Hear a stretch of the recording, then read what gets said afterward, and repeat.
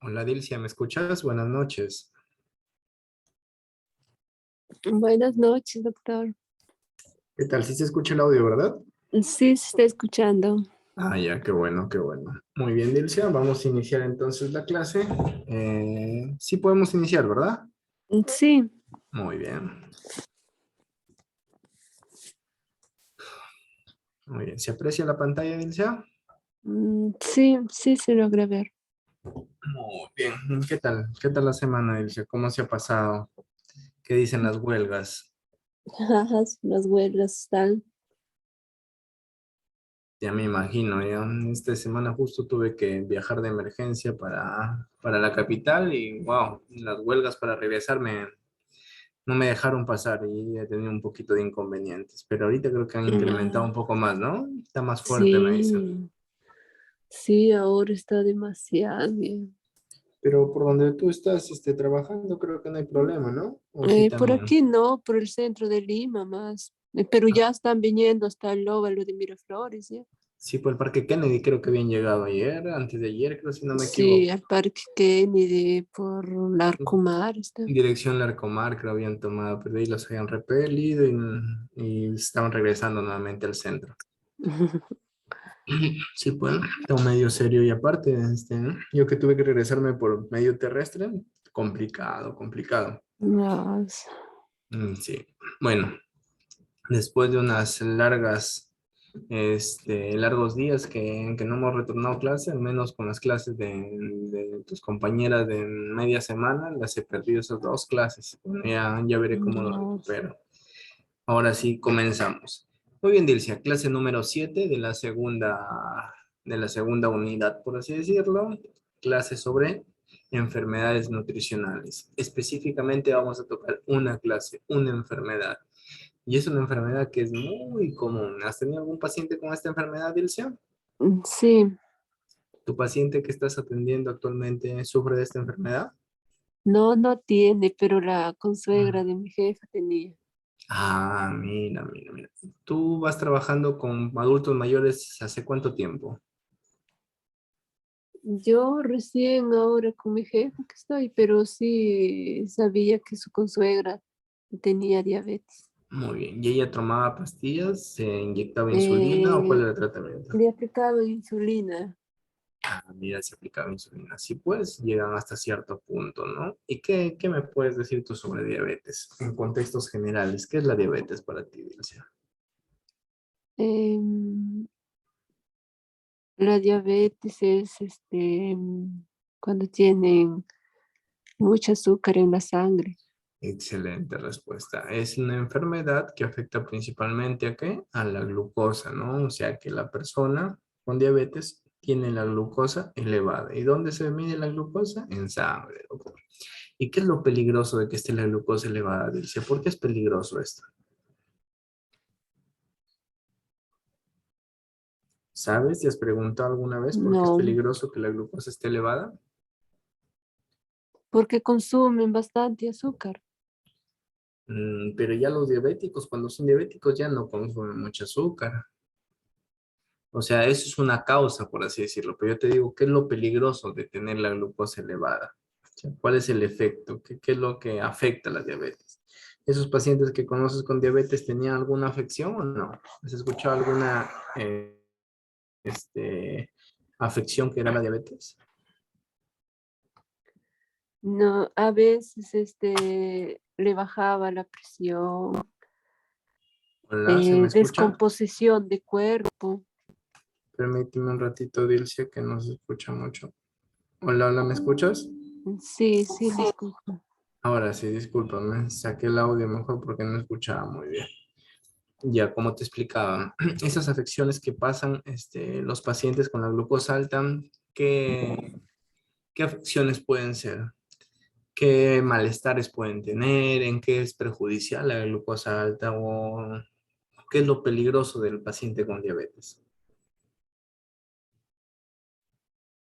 Porque ya definimos, ¿no? El paciente con diabetes es el paciente que tiene la glucosa alta, pero, o sea, y si cualquier paciente tiene la glucosa alta, en qué le dignifica? ¿En qué es malo? ¿En qué es bueno?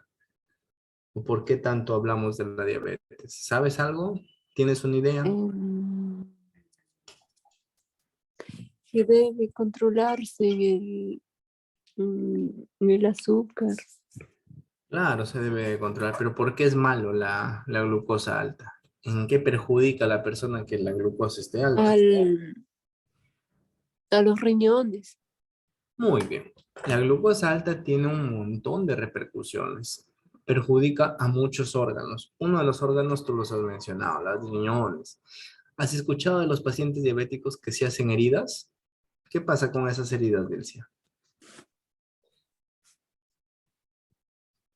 Has escuchado los pacientes que tienen diabetes y uy, no, se cuidan de no tener heridas, porque esas heridas que tienen Porque ya no, cuando tienen una herida, no cicatriza rápido. no cicatriza rápido, ¿ya? Entonces, uno de los efectos de los pacientes con glucosa elevada es que sus heridas van a tardar en cicatrizar, ¿no? ¿Qué otro malestar pueden tener? ¿Has escuchado de los pacientes que tienen heridas en los pies, el famoso pie diabético? Muy bien. Aparte de eso, o sea, los pacientes que sufren de diabetes están muy propensos a que cualquier infección ataque al cuerpo. ¿En qué sentido? En que el que la glucosa esté por encima de límites normales permite que una bacteria, un virus o cualquier microorganismo, un hongo, invada nuestro cuerpo y viva feliz. ¿Por qué? Porque ese microorganismo necesita de glucosa para vivir. Y si nosotros le damos un medio rico en glucosa, el microorganismo va a vivir feliz de la vida. Por eso que un Doctor, paciente, dime, doctor, disculpa, un minuto, voy a verlo, la señora me está ya, llamando. Sí. listo. Gracias, ahorita vengo.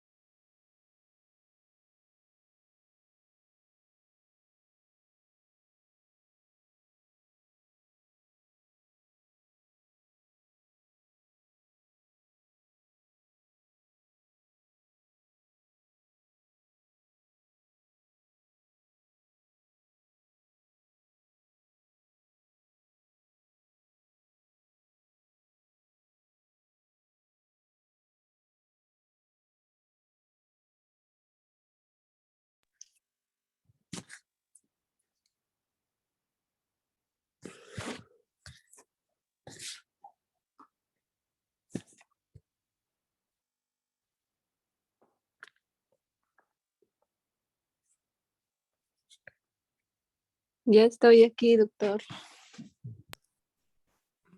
Muy bien, Dilcia. Entonces continuamos. Y ahí estábamos hablando de las complicaciones de los pacientes con diabetes. Entonces, una de las complicaciones eran que sus heridas no sanaban rápido. Otra complicación era de que los pacientes con la glucosa alta afectaban algunos órganos y permitían que las infecciones sean más recurrentes. Esos pacientes con diabetes muy rápido tenían infecciones. ¿Qué infecciones? Respiratorias. Esas gripes se convertían en neumonías. ¿Qué infecciones? Urinarias. Más rápido hacen infecciones urinarias. ¿Qué otras infecciones? Gastrointestinales. Cualquier tipo de infección es más recurrente en un paciente diabético. ¿Y eso a qué se debe? A que el paciente con diabetes tiene la glucosa alta y esa glucosa alta permite que el microorganismo que va a invadir viva feliz. Ahora, para poder aliviar cualquier malestar a un paciente diabético, primero hay que bajarle la glucosa. Por eso que cuando un paciente diabético enferma, sea cual sea la enfermedad, ¿qué es lo primero que hacen? Sacar la glucosa. Señor, ¿usted es paciente diabético? Sí, sacamos la glucosa y vemos cuánto está esa glucosa. Si está normal, ya hacemos caso a los síntomas que tiene. Si está alterada, se tiene que corregir rápidamente. Y estos pacientes diabéticos muchas veces también hacen glucosas bajas, hipoglicemias, y eso es lo malo. Eso es lo que puede ser perjudicial para el paciente diabético, más que la glucosa alta. El cuerpo puede soportar una glucosa alta, pero el cuerpo nunca puede soportar una bajada de glucosa o una glucosa baja. Por eso hay que tener en cuenta, si es un paciente diabético, saber diferenciar y ver cómo está esa glucosa. Muy bien. Entonces, comenzamos. ¿Tú crees que la enfermedad de la diabetes de Ilse es una enfermedad común o es una enfermedad rara? Em, Enfermedad común. Común, o sea que afecta a muchas personas, ¿verdad? Mira, se Sí. dice estadísticamente que solo el hecho del paciente comenzar a aumentar su edad, o sea, el paciente por solo ser anciano, la glucosa incrementa en esos pacientes. Quiere decir que solo por el hecho de yo ser un adulto mayor, con el tiempo puedo debutar con diabetes, puedo tener diabetes o puedo sufrir de diabetes. Por eso que es importante a los pacientes adultos mayores hacerles sus controles periódicos de glucosa. ¿Para qué? Para que cuando detectamos que este paciente que no es diabético esté elevando sus glucosas, poder dar un tratamiento, un cambio de estilo de vida oportuno. Porque si no hacemos eso, a partir de más edad, el paciente va a debutar con diabetes. Pero ¿qué es lo que pasa? Si tú, por decir, comienzas a hacer desórdenes de glucosa, o sea, recién estás comenzando, prácticamente para que la enfermedad debute, tiene que pasar un periodo de ¿cuánto? Aproximadamente de 5 a 10 años.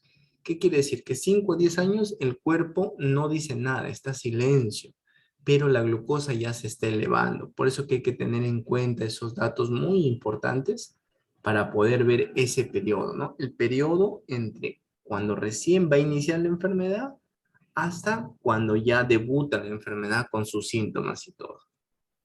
Es importante tener esto en cuenta. Con la edad se presentan muchos cambios, distintos cambios. ¿Te acuerdas, Dilce, cuando hablábamos de los cambios de la piel? Se presentaban varios cambios en la piel del paciente adulto mayor, ¿verdad? Sí. Cuando hablábamos de otro sistema, por decir el sistema renal, también presentaban cambios los riñones. Cuando hablábamos del sistema respiratorio, también todos los sistemas presentan cambios. Pero hay algunos órganos que se encargan de secretar cierto tipo de hormonas que también generan esos cambios. Estos órganos, ¿cómo se llaman que secretan hormonas? Se llaman glándulas. Y una de las glándulas principales del cuerpo es el páncreas, que secreta hormonas. Y el páncreas se encarga de secretar la insulina. ¿Has escuchado de la insulina, Dilce, alguna vez? Sí, ¿verdad? Sí. Muy bien. La insulina es una sustancia, es una hormona que se encarga de lidiar con la glucosa. Nosotros, cuando nos alimentamos, Dilcia, consumimos glucosa, por así decirlo. La glucosa es nuestro combustible. Nuestro cuerpo es sabio. Nosotros todo lo que comemos, separamos la glucosa y vamos almacenando ese combustible. Pero si es que no hay una hormona específica como la insulina, ese combustible queda almacenado en sangre. ¿Qué es lo que va a hacer la insulina? La insulina coge este combustible y lo lleva. Esto te va a ir para el hígado, esto va a ir para los músculos, esto va a ir para el cerebro, esto va a ir para acá, y lo comienza a distribuir y acaba esa glucosa. Y lo mantiene en rangos normales. O sea, mientras nosotros estamos sanos como ahora, yo como mi almuerzo y mi glándula, que es el páncreas, va a comenzar a producir la insulina adecuada para regular toda la glucosa que he comido. Pero cuando nosotros hacemos mucho perjuicio por el largo tiempo, por varios años, comemos mal, nos alimentamos mal, tomamos bebidas muy endulcoradas, muchos carbohidratos. ¿Qué es lo que pasa? Que nuestro páncreas está trabaje 25, 30, 40, 50 años, hasta que en un momento determinado el páncreas se cansa y va a bajar su producción. ¿Sabes que ya no puedo? Ya por más que trabaje, ya no puedo más. Y va a comenzar a producir menos insulina. Y es ahí donde el paciente debuta con diabetes. ¿Por qué? Porque el páncreas ya no produce la cantidad suficiente de insulina para compensar este aumento de glucosa cuando comemos. Y es ahí donde viene la enfermedad. Por eso que lo primero que se recomienda a pacientes que tienen riesgo es cambios de estilo de vida. ¿Qué quiere decir eso? Cambios en la alimentación, cambios en la actividad física, cambios en hacer algún deporte, y todos esos cambios ayudan a disminuir de manera natural la insulina, perdón, la glucosa alta en nuestro cuerpo. Y a medida que el paciente avanza en edad, ¿hace más ejercicio o menos ejercicio, Dilce? ¿Tú qué dices? Menos El ejercicio. paciente, claro, y eso es lo riesgoso, ¿no? Si es que tú avanzas, tienes más edad y haces menos ejercicio, quiere decir que tu glucosa va a seguir alta.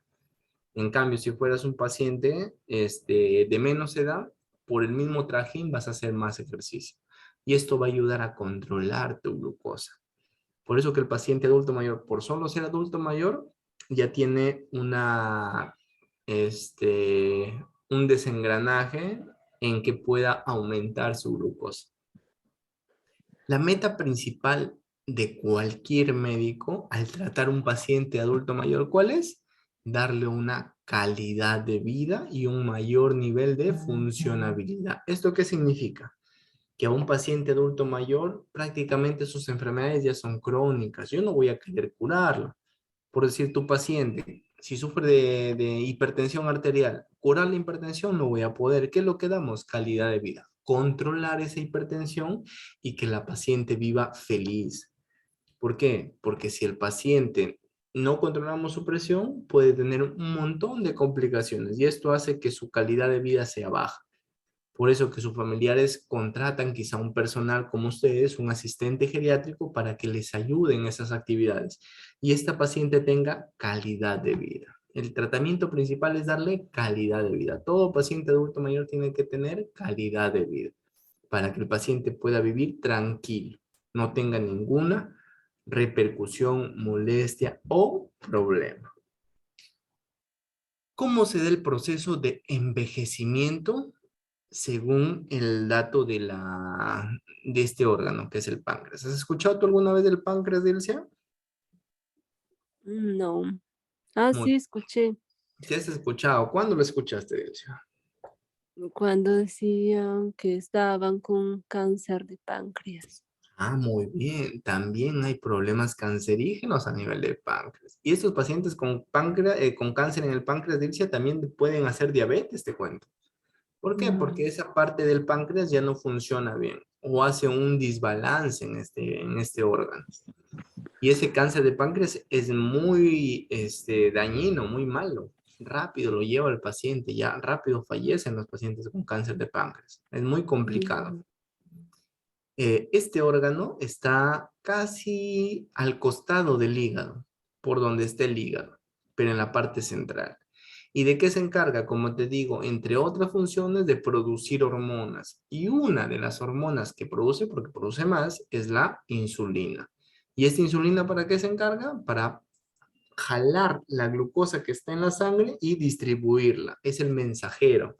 Yo lo llamo es el Olva Courier, es el Shalom. ¿Por qué? Porque ese, te coges tu paquete y te lo lleva a tu destino. Coge la glucosa y lo lleva a diferentes partes del cuerpo para dar esa glucosa. Con esa glucosa que está elevada en sangre, lo lleva al músculo y el músculo permite tener una buena funcionalidad porque le da ritmo, le da fuerza. La glucosa es fuerza, es la gasolina que necesita nuestro cuerpo. Entonces, a medida que avance el tiempo y si es que el paciente hace defectos con este órgano, más que con este órgano, con su alimentación, este órgano se va a sobreproducir, este órgano va a trabajar mucho, va a trabajar desde que nacemos hasta que ya se cansa. Por eso te digo que los pacientes cuando debutan con diabetes va a depender del estilo de vida y la calidad de vida que ha tenido. Si un paciente no se ha cuidado, desde niño no lo han cuidado en su alimentación, de joven peor, de adulto peor hace desarreglos, más pronto puede ocurrir este malestar en este órgano. Pero si es un paciente deportista, que tiene un estilo de vida saludable, que tiene una alimentación saludable, quiere decir que no le da sobrecarga al páncreas por tanto tiempo y eso hace que el páncreas se mantenga funcionando hasta los últimos días. Por eso que muchos pacientes no debutan con diabetes. Y aparte que también hay un factor genético. Entonces, ¿cómo pasa todo este proceso de envejecimiento? Primero va a disminuir la respuesta del páncreas. ¿Qué es lo que pasa? Ya el paciente llegó a sus 50 años, ha tenido un mal estilo de vida, ha consumido muchas bebidas endulcoradas, ha consumido muchas bebidas, muchos alimentos chatarra, se ha llenado de carbohidratos y el páncreas se ha tenido que trabajar esos 50 años como burro, por así decirlo. Llega un tiempo, el páncreas ya no puede más, ya no puede producir mucha insulina, baja sus niveles de insulina y esto hace que la glucosa se quede elevada, ya no hay ese balance, ya no hay ese transportador de glucosa. O sea, la insulina que se encargaba jalaba esta glucosa y lo llevaba a los órganos. Como la insulina ya no puede segregarse por el páncreas porque el páncreas se cansó, la glucosa va a seguir alta, alta, alta, alta. Y es ahí donde se va a detectar a paciente con diabetes. ¿Por qué? Porque se le encontró una glucosa de 300, 400, de 200. Ya en cualquier momento que te encuentren una glucosa mayor de 200, es un diagnóstico de diabetes, según las nuevas guías. Entonces, cuando el paciente avanza de edad, disminuye la respuesta pancreática. Eso hace que la resistencia periférica a la insulina comience a aumentar. Con ello van a haber cambios de composición corporal, va a haber un aumento de las cifras de glucosa porque ya no hay esa compensación y va a haber una menor glucosuria. Todo esto es un círculo vicioso. Se repite, se repite, se repite y eso hace que desfavorece o hace que incremente esa glucosa alta. Estos mecanismos que favorecen el envejecimiento son relacionados con la glucosa. ¿Qué quiere decir? Que son mecanismos que se dan de manera natural, o sea, sin ningún otro componente en un paciente adulto mayor. Como primer punto, es una intolerancia a la glucosa. Se dice que todo paciente, sea un paciente sano, un paciente que tenga algún problema, va a comenzar como una intolerancia a la glucosa. Por eso te decía que es muy importante la edad. ¿Por qué? Porque los datos estadísticos nos dicen que a partir de los 60 años de edad se incrementa la glucosa en ayunas y la glucosa después de comidas, que es la postprandial. La glucosa en ayunas se incrementa en 1 a 2 miligramos por decilitro, pero la glucosa postprandial, o sea, después de comer, se incrementa de 9 a 10 miligramos. Esto es importante en los valores. ¿Por qué, doctor? Porque yo tomo un valor de glucosa cuando el paciente está en ayunas y tiene que estar en unos rangos. Ahora las nuevas guías dicen menor de 100, antes decían hasta 110. Si es que pasa de 110 hasta 126, se puede hacer más exámenes porque el paciente puede estar en una prediabetes, que también es otro término que se tolera. Pero si es que el paciente solo por ser adulto mayor va a incrementar estas cifras, esto me va a dar un problemita porque ya puedo detectar diabetes antes de ello, ¿no? Va a haber un aumento discreto y progresivo de las cifras de la hemoglobina glicosilada. Dilcia, ¿tú alguna vez has escuchado qué es la hemoglobina glicosilada? No. No. Mira, esta cifra de la hemoglobina glicosilada es una cifra, Dilcia, que te da un estándar de cómo ha ido la glucosa, pero no en un día. Cuando a ti te sacan la glucosa en sangre, te dicen cómo está tu glucosa ahorita. Pero esta hemoglobina glicosilada te dice cómo está tu glucosa en los últimos 3 meses, de 3 a 6 meses. Esta es una cifra mucho más exacta. Por eso que muchos médicos a sus pacientes le piden este dato. Doctor, mire, yo detecté una glucosa que salió un poco elevada en 115, en 120, y quiero saber, ya, señor, tómese su hemoglobina glicosilada, que es otra toma de sangre, pero con otro tipo de estudio. Y cuando sales, doctor, salió mi resultado. Ya. Entonces, ese resultado es más veredicto. O sea, me puede permitir ver si es que estuvo bien esa glucosa alta o que solo fue por ese momento, fue un pico nada más. Porque ahí en ese hemoglobina glicosilada me va a decir, sí, la glucosa sí ha estado elevado todo este tiempo. O no, la glucosa está normal, solo fue un pico que se desencadenó. Es importante esta hemoglobina glicosilada. Y en los pacientes adultos mayores también se incrementa un poco.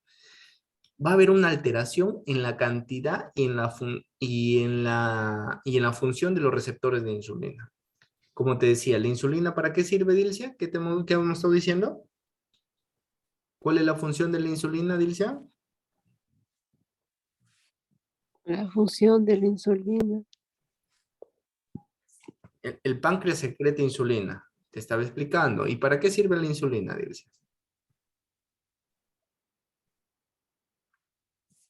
Doctor, para ponerle a los pacientes diabéticos. Ya, está bien, pero la Para, insulina natural, ¿para qué sirve?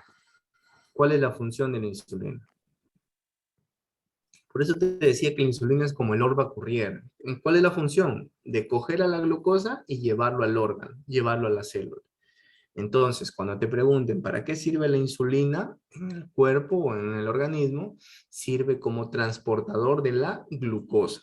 Si es que no hay insulina, la glucosa solo se queda almacenada en sangre y no baja. Es lo que pasa con los pacientes diabéticos. Disminuye la producción de insulina. Por eso que en muchos casos les tienen que inyectar insulina externa. ¿Para qué? Para que esos niveles de glucosa se puedan bajar. Porque la insulina coge la glucosa y lo lleva, lo distribuye y con eso hace que bajen sus niveles de glucosa. Muy bien, Dilcia. Entonces, Dilcia, ¿cómo definimos a la diabetes? A ver, defíneme tú. Yo te pregunto, Dilcia, ¿qué es la diabetes? ¿Qué me vas a decir? Hola, Dilcia, ¿me escuchas? ¿aló? ¿Sí se escucha o no se escucha? Ya, Dilcia, defíneme a la diabetes. ¿Qué es la diabetes?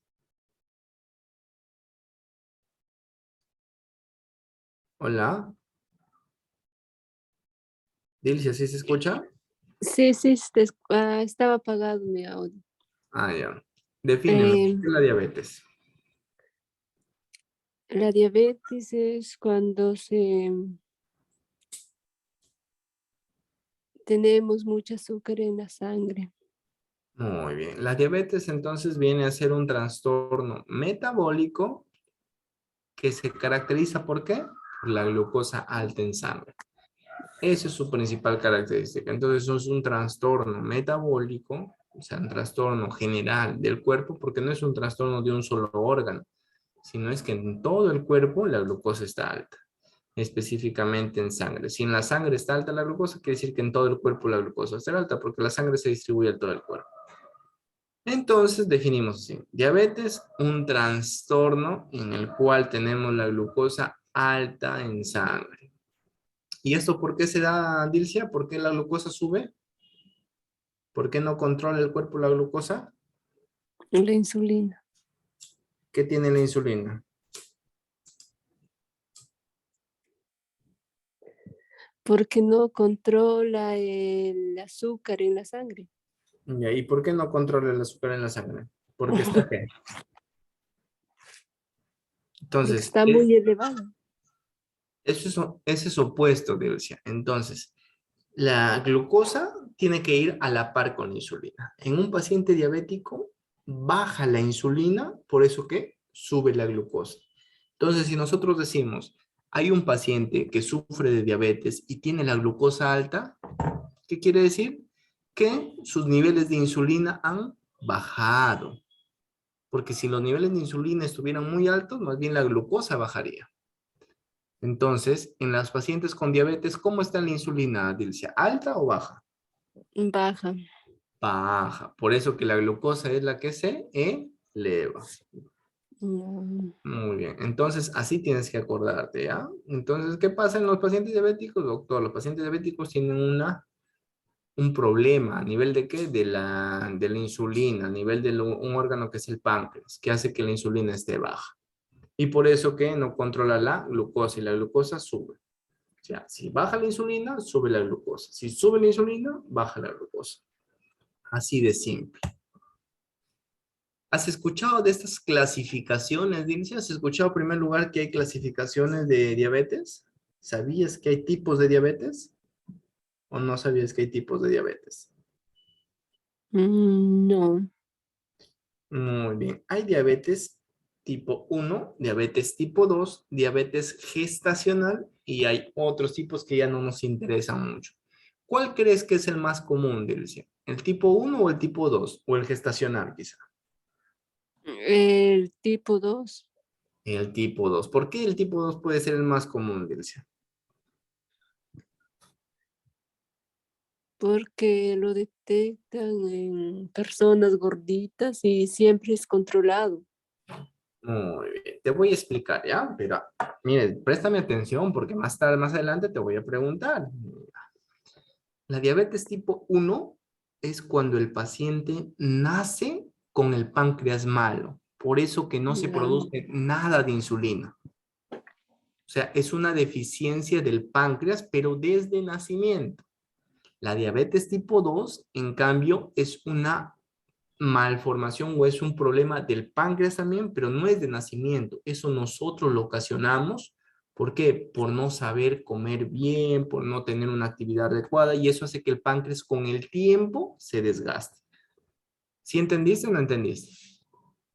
sí, Entonces, el tipo uno, ¿por qué? Es por nacimiento, doctor. El páncreas hay un efecto ahí desde nacimiento y no se produce nada de insulina. Quiere decir que estos pacientes, Dilcia, que sufren de diabetes tipo uno desde que son niños, les comienzan a inyectar insulina, porque ellos ya no pueden tomar pastillas. Las pastillas es al comienzo, cuando recién está la enfermedad en sus primeras etapas y queremos controlar. Pero ya cuando avanza la enfermedad, por si en los pacientes tipo uno como ya no se produce nada de insulina y tienen que inyectarle la insulina. En los tipo 2 son todos los que, como tú dijiste, ¿no? Ahí están los gorditos que no hacen ninguna actividad, ahí están los adultos mayores, y ahí están casi toda la mayoría de personas. Por eso que el más común es el tipo 2. Pero eso no es que nacen, sino que se ocasionan. ¿Por qué? Por el mismo desgaste que hacen al páncreas. ¿Y la diabetes gestacional, Dilcia? ¿Por qué tiene el nombre de gestacional? gestacional porque puede ser que cuando están embarazadas les sube la glucosa. Muy bien, porque esa diabetes se produce en el embarazo, específicamente en el segundo o tercer trimestre del embarazo. Esa es la diferencia. Y hay muchos otros tipos de diabetes, pero ya no son tan conocidos y no lo tomaremos en cuenta. Los principales es el tipo uno. El tipo uno, entonces, Dilcia, ¿qué es? Descríbeme el tipo uno. Diabetes tipo 1 es por nacimiento. De que nacen con el páncreas mal y no hay producción de insulina. El tipo 2. Tipo 2 cuando nos alimentamos mal. Muy bien, cuando ya esto se produce, pero por las actividades que hacemos nosotros y no es de nacimiento, es ya en unas personas mayores, ¿verdad? Sí, es más común. Y es la más común, exactamente. Muy bien, Diana. Entonces, continuamos.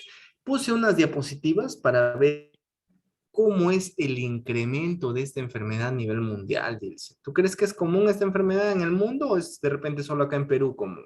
¿Qué dices tú? Más común es ¿Crees en, que esta yo, enfermedad es bien común a nivel mundial o es una enfermedad que solo está de repente acá en Perú, de repente en América más del Sur? común a nivel mundial. Es una No. enfermedad que a nivel del mundo se ve bien afectada, o sea, es en todo el mundo. Doctor, yo veo ahí que en la parte de Estados Unidos también sí, es común en los países de Norteamérica. ¿Por qué? Porque en los países de Norteamérica su alimentación mayormente se basa en qué, Dilcia. Ah, doctor, ahí hay bastantes En, enlatados, comida chatarra. Por eso que hay un incremento en ese tipo de situaciones. Mira, ve, a nivel del mundo, para el 2015 se estimó que habían un aproximado de 415 millones de pacientes con diabetes. Y que para el 2040 se iba a disparar la cifra, ¿cuánto? 642 millones de habitantes. Es mucho, mucho, mucha gente. Prácticamente uno de cada 11 pacientes a nivel mundial sufre de diabetes. ¿Y cómo estamos acá a las- nivel del Centro y Sudamérica? Es muy alto. Mira, a nivel de Centroamérica y Sudamérica hay aproximadamente al 2015 que se hizo ese corte, casi 30 millones de pacientes que sufren de diabetes. O sea, casi un Perú entero. Perú prácticamente tiene 32 millones de habitantes. Casi un Perú entero sufre de diabetes si agarramos el corte entre Centroamérica y América del Sur. Es demasiado, mucha gente sufre de diabetes. Por eso que la industria farmacológica para los pacientes con diabetes es una industria farmacológica que genera mucho dinero. Por ese sentido, hay que cuidar bastante nuestra salud para no terminar en esto, porque es una enfermedad muy común y nosotros depende cómo lo tratemos. A nivel de Norteamérica está México, Canadá, Estados Unidos, también es alto. Mira, ahí en esos países aproximadamente 44.3 millones de pacientes sufren de diabetes. O sea, hay bastante paciente diabético en Norteamérica. Pero ¿dónde es menos la cantidad? En Europa. Europa tiene mucha cantidad de habitantes, pero hay menos cantidad de diabéticos. ¿Por qué? Porque en esos países europeos, bueno, también en países norteamericanos, cuidan bastante su físico y eso hace que ellos mantengan una alimentación más adecuada, que mantengan, ¿qué más? Un estilo de vida adecuado, hagan más ejercicio y también por su condición genética. Ellos tienen una genética para estar más, más delgados y también la parte genética, vamos a ver que influye en esto. O sea, nosotros y en Norteamérica, prácticamente en toda América, en Sudamérica y en Norteamérica, hay bastante descendencia de paciente diabético. En los países europeos es menos, pero también es bien común, es bien alto. En los países asiáticos también es bien común en la parte de Asia. Estos son los datos alarmantes, Dilcia. Uno de cada 11 pacientes sufre de diabetes. O sea que si tú agarras 11 pacientes al azar, prácticamente uno va a sufrir de diabetes. Es muy común conocer a pacientes con diabetes. Es muy común. Pacientes con diabetes hay muchos. Y se dice que para el 2040 esta cifra incrementaría a uno en cada 10 pacientes. Y así, mientras avancen los las- tiempos, va a disminuir esa brecha, mira. Quizá en un tiempo todos seamos diabéticos, quién sabe. Pero eso va a depender mucho de nuestra alimentación, de nuestro estilo de vida. Uno de cada 11 pacientes es mucho. O sea, hay mucho paciente con diabetes. ¿Y qué es lo más alarmante de esto? Esta última parte. Uno de cada dos adultos que ya están con diabetes no está diagnosticado. O sea que tú o yo o algún familiar cercano quizá tiene diabetes, pero no se ha diagnosticado. ¿Por qué? Porque no da síntomas al inicio, da síntomas cuando ya hay muchas complicaciones. Eso es lo tedioso, eso es lo malo de la enfermedad, que tú puedes estar haciendo tu vida normal, tu papá, tu tía, tu tío, y cuando por el azar se van a un hospital y le sacan exámenes por otro tipo de circulación y encuentran la glucosa elevada y nunca se dieron cuenta, pero este paciente ya puede estar debutando con glucosas altas o está haciendo diabetes. Por eso se dice, uno de dos pacientes que ya están con diabetes aún no está diagnosticado. Hay que tener en cuenta eso. Hay que buscar siempre hacerse análisis, chequeos, tanto para nosotros como para nuestros seres queridos. ¿Para qué? Para evitar esto, para evitar desenlaces en los cuales al inicio puede atenderse un paciente con diabetes sin dar mucho tratamiento. Pero a medida que avanza, la diabetes ya se complica y ya quizá no es con una pastilla, sino tiene que tomar 2 pastillas, 3 pastillas, quizá tienen que colocar insulina o quizá tienen que hacer más cosas. Y esto va afectando a varios órganos a medida que avanza el tiempo. Mira, estos son los países con más alta incidencia de pacientes diabéticos. Y de estos países, el país que pertenece a América, el país que tiene más alta incidencia, ¿cuál es? Brasil. Brasil tiene muchos habitantes, pero mira, ve, casi 14,3 millones de los pacientes sufren de diabetes. O sea, como medio Perú, aproximadamente sufren de diabetes. Solo en Brasil, ¿ah? O sea, Brasil hay bastante tasa de diabetes. Otro país conocido, ¿cuál es? México, que también está involucrado dentro de ellos. Y si hablamos por el territorio, los más comunes serían China, India, Estados Unidos, sigue Brasil y México. Hay muchos pacientes con diabetes. ¿Y qué es estos datos? Mira, ve, si vemos estos datos de la parte inferior, nos dice que los pacientes que tienen entre 65 y 79 años son aproximadamente 94 millones. O sea, hay mucha alta incidencia de los pacientes que son adultos mayores. Esto es lo que nos preocupa, porque muchos de los adultos mayores que nosotros conocemos quizás estén con diabetes, pero no se diagnosticaron hasta el momento.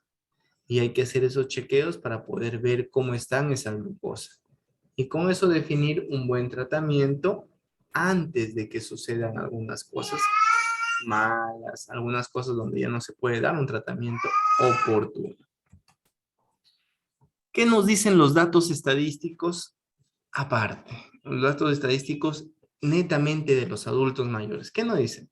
La mayoría de pacientes con diagnósticos de diabetes está entre qué edad, Dilcia? Entre los 60 y los 79 años de edad. O sea, la gran mayoría de los pacientes con diabetes, ¿qué son en pocas palabras? Adultos mayores, doctora. Adultos mayores. Son adultos mayores. Y esto es lo que podemos nosotros rescatar de ello. ¿Qué?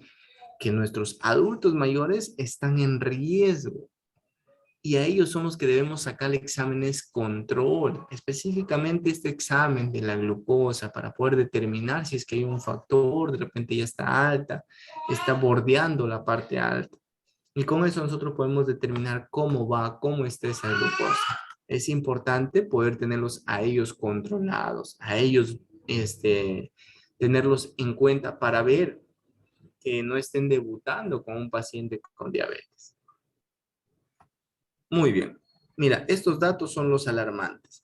A partir de los 60 años hasta los 80 a más, de 60 a 69 años está el 30% de los pacientes con diabetes. O sea, de 60 a 69 años. Desde que comienza a ser un adulto mayor, está prácticamente un tercio de todos los pacientes son adultos mayores.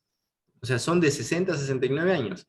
Si este 30% le agregamos el 24,9%, ¿cuánto da? Ya más de la mitad. Más de la mitad de pacientes tienen entre 60 y 79 años. Por eso dice en la diapositiva anterior, la mayoría de los pacientes con diagnóstico de diabetes son adultos mayores, son pacientes que tienen entre 60 y 79 años. Y acá lo dice, más del 50% de pacientes son adultos mayores, son mayores de 60 años. Entonces, ¿qué es lo que se recomienda? A los pacientes que ya tienen más de 60 años, hacer controles periódicos de la glucosa. ¿Para poder qué? Para poder determinar si es que no está elevado o si es que hay algún problema de glucosa alta. Y con eso determinamos cómo va la glucosa. ¿Alguna pregunta hasta el momento, Dilcia? No, ¿Algo ahorita no. algún acote más, ¿no? Una acotación de repente que tienes, no has entendido algo, has Ah, entendido todo? el tipo de diabetes, la diabetes tipo 2 también les aplican insulina, ¿no? Claro, pero ya en etapas avanzadas, en pocas palabras. O sea, la diabetes tipo Ah, 2 puede darnos a cualquier y pueden aplicar cualquier tratamiento. En la tipo 1 prácticamente es directo ya la aplicación de insulina, porque ellos no producen insulina. En la diabetes tipo 2 pueden llegar a utilizar insulina de acuerdo a cuánto es el grado de avanzado esté esa glucosa alta, esa diabetes.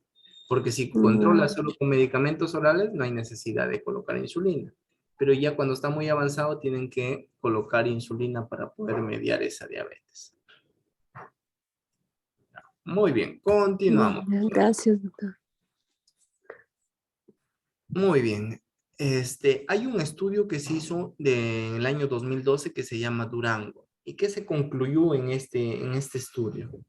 Que aproximadamente en las personas de 20 años a más, que fue un 10% de los pacientes con diabetes,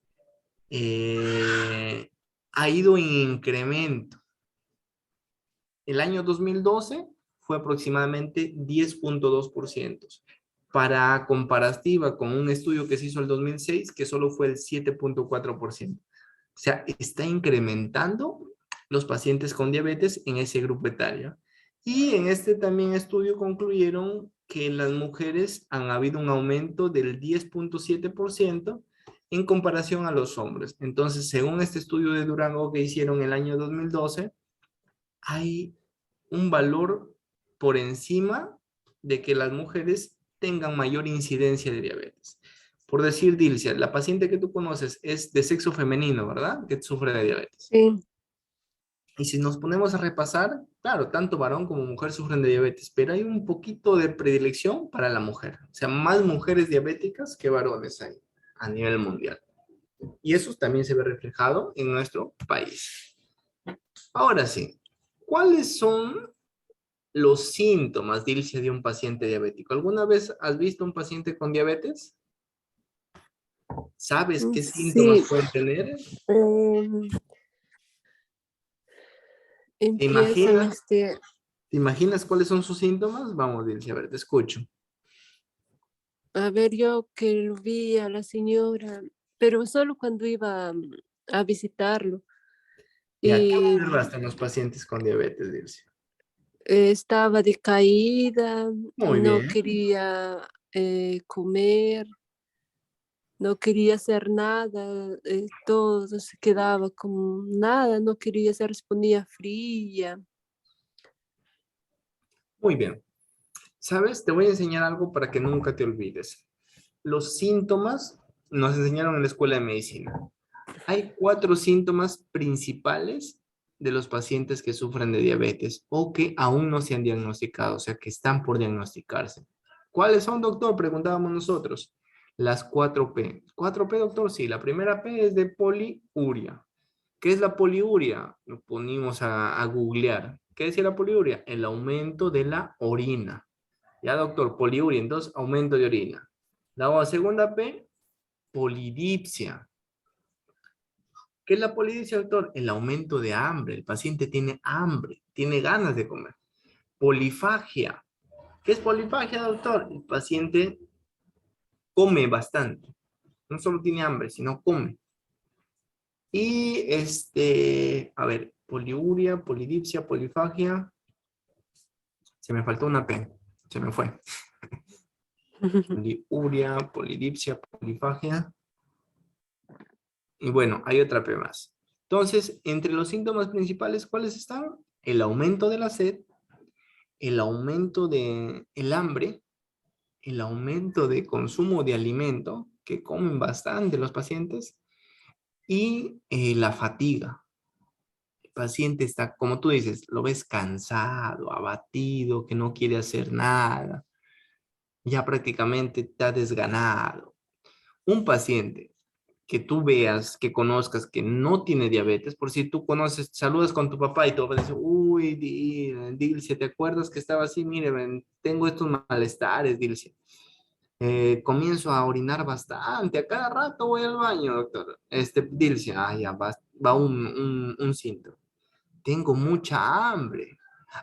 Ya, la otra P, ¿sabes cuál era? La pérdida de peso, Dilcia. Ahí están las 4P. Entonces, polidipsia, poliuria, polifagia y pérdida de peso. Y te comienzas a decir, ¿sabes qué? He bajado de peso, unos 10 kilos, 5 kilos aproximadamente, ha bajado de peso. Voy al baño a cada rato, me da mucha hambre, pero no engordo. Y como bastante. Últimamente estoy comiendo bastante. Ah, ya. Entonces, aumenta su sed, toma más agua, aumenta su orina y aumenta sus ganas de comer. Y ha perdido de peso. Cuando tú tengas un paciente que cumple estas condiciones, es un paciente que tiene alta probabilidad de que esté sufriendo de diabetes. ¿Por qué? Porque la glucosa que está alta y que no controla produce estos síntomas.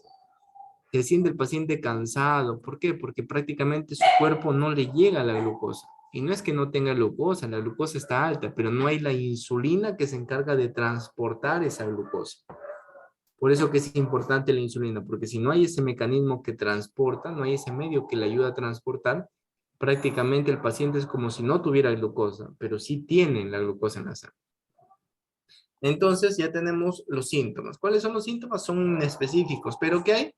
Pérdida de peso, fatiga, debilidad, trastornos cognitivos, incontinencia urinaria y muchas infecciones urinarias.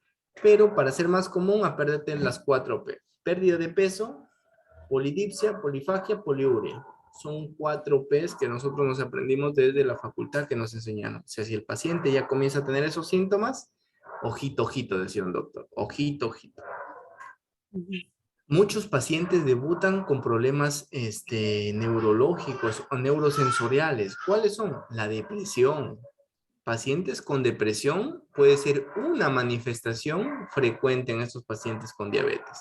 O sea, la depresión también puede ser común en pacientes que tengan diabetes mellitus. O sea, si tú ya lo ves al paciente que está decaído, que no quiere nada y que se deprime, ten en cuenta que puede ser un síntoma inespecífico de diabetes mellitus. Muy bien, continuamos. Entonces, ¿qué otros síntomas? Ah, no, pero antes de los síntomas, Dilcia, nosotros vamos a ver de los pacientes cuáles son sus factores de riesgo, cuáles son esos antecedentes que me pueden delimitar un paciente con diabetes. Esos antecedentes que puedo decir yo, ah, ya, este paciente probablemente me haga diabetes. Los pacientes con diabetes, Dilcia, mayormente, ¿qué son? ¿Delgados o son obesos? Los pacientes que Son comienzan obesos. obesos, ¿no? Son esos pacientes gorditos que no han tenido una buena alimentación, que se han descuidado mucho, son los que debutan con diabetes. Entonces, la obesidad es un factor de riesgo. Es un factor de riesgo. Y para yo hablar de obesidad, ¿qué puedo decir? Un índice de masa corporal mayor de 30. Porque si decimos mayor de 25 es sobrepeso. Mayor de 30 es obesidad. Hay una alteración en la curva de tolerancia a la glucosa en ayunas. ¿Qué quiere decir? Que cuando el paciente está sin alimento, tú le sacas su prueba de glucosa y la glucosa está alta. Y no debería estar así. Tiene el antecedente. ¿Tú tienes antecedente de padre con diabetes, madre con diabetes, Dilcia? No, ¿verdad? No, ¿Y que sufran depresión alta también tienes o no? tampoco. Muy bien, por ese lado estás bien. Por decir, yo sí tengo antecedente, por eso yo tengo que cuidarme el doble. ¿Por qué? Porque si yo no me cuido, ya tengo el componente genético. Falta el componente ambiental. Si yo tengo el componente genético, pero el parte ambiental, o sea, yo me cuido, hago ejercicio, como saludable, voy a tener la probabilidad de no desencadenar la diabetes a temprana edad. Pero si por el contrario, yo soy un paciente que ya tengo mi carga genética, pero comienzo a hacer desarreglos, como lo que quiero, hago lo que quiero, me alimento mal, a menor edad voy a debutar con diabetes mellitus. Eso hay que entenderlo, porque si nosotros no entendemos eso, con el tiempo la vida nos va a pasar factura, ¿no? Y debuto con la diabetes a los 30 años. A los 40 años ya no puedo tomar medicamento, tengo que aplicar mi insulina y voy a vivir hasta los 50, 60 años, ¿no? Porque ya cualquier infección me puede matar. Eso es lo malo del paciente con diabetes, que puede demorar menos porque cualquier infección lo vuelve más susceptible y puede fallecer. El grupo étnico. Hay un grupo genético, hay un grupo de etnias que tiene mayor tasa de padecer de diabetes. ¿Cuál es? Somos nosotros, los latinos. los afroamericanos y los asiáticos. Son 3 grupos étnicos que tienen mayor incidencia de desarrollar diabetes. ¿Cuál es? El afroamericano, o sea, los pacientes morenos. ¿Qué más? Los latinos, nosotros. ¿Y quién más? Los asiáticos. No están los caucásicos, los europeos, ellos no están dentro de ese patrón. Por eso que en Europa hay menos pacientes con diabetes.